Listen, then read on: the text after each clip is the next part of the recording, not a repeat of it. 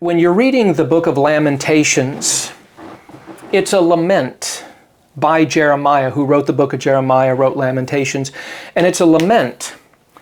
And it's a lament because Jeremiah saw the destruction of Jerusalem in 586 BC. There were 3 deportations that took place historically in Judah, in Jerusalem. One was in 605 BC. That's when Daniel was taken into captivity in Babylon, about 500 miles away, as one follows the Fertile Crescent, the travel route. In 597 was the second deportation. That's when Ezekiel was taken into captivity. Eventually, the city of Jerusalem was destroyed in 586 BC. Nebuchadnezzar had sent his troops against the city. And from about 588 to 586 BC, for anywhere from 20 to 30 months, the numbers are not exact, we're not sure.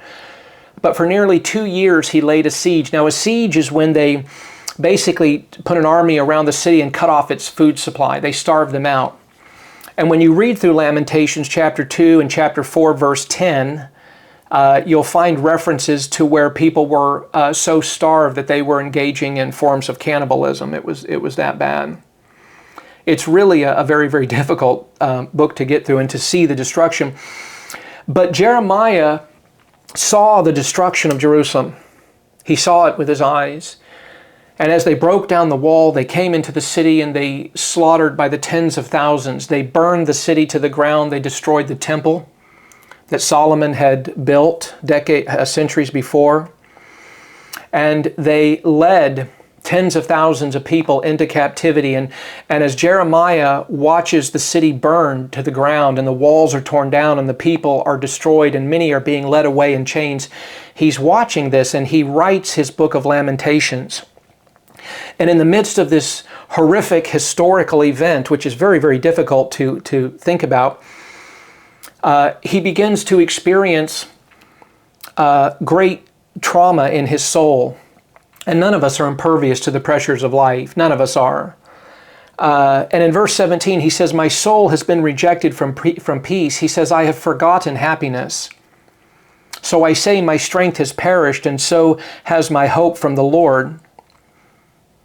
And then in verse 19, he says, "Remember my affliction and my wandering, the wormwood and bitterness. Surely my soul remembers and is bowed down within me." Surely my soul remembers and is bowed down within me. This is a picture of a man in tremendous suffering and sorrow. It's a lament again. But then, as if a ray of light were to break through into his soul, we have verses 21 to 23, which I have gone into many homes. I'm a case manager by profession. I'm in my 21st year. I work for a local nonprofit that we help the elderly, the poor, the disabled in the community. And so I'm out in the field and I'm in the homes of impoverished people, and I'm helping them, trying to get them resources so that they can have another meal, so that their lights can stay on for another day. And that's my profession. I do ministry in my spare time as a volunteer like I am now. But I go into homes and I see these verses sometimes on a painting on the wall, and they're beautiful. They're wonderful verses, a great passage. But you have to take these verses and you have to put them back into the historical context, because it's in the historical context of what Jeremiah has witnessed for years, with the starving of his people and the destruction and the siege and the tearing down of the city and the destruction of the temple, and him watching his people go into captivity. And then we have these wonderful words where he says, "This I recall to mind." Notice what he's doing here. He's having a conversation within himself. He's taking a truth of God's word and he says, "This I recall in effect to my mind." And because of what he brings in to his mind, he says, "Therefore I have hope." And what is it that he thinks upon here? He says that the Lord's loving kindnesses indeed never cease, for his compassions never fail. They are new every morning. Great is your faithfulness. And here he's talking about the faithfulness of God to hold on to his covenant with his people, because he promised that he would be their God and that they would be his people. And even when they're going into captivity, and this was all part of divine discipline because they had turned to a life of idolatry. They had turned to a life of paganism. And you can read passages like Ezekiel 16 and other passages in Jeremiah where the people had become so idolatrous, so pagan in their practices that they were sacrificing their own children to this god named Molech. You'll find the passage where it talks about how they caused their children to pass through the fire. And because they had turned away from the Lord was disciplining them, and he sends them into captivity, but he does not fail them. He does not break his covenant. He does not break his bond of love any more than a parent may punish a child and send the child to the room, but the love does not die.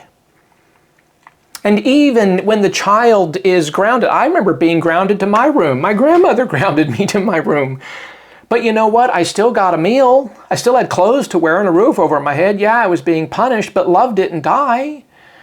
And this is what he's talking about here when he talks about the Lord's loving kindnesses. The Lord's loving kindnesses.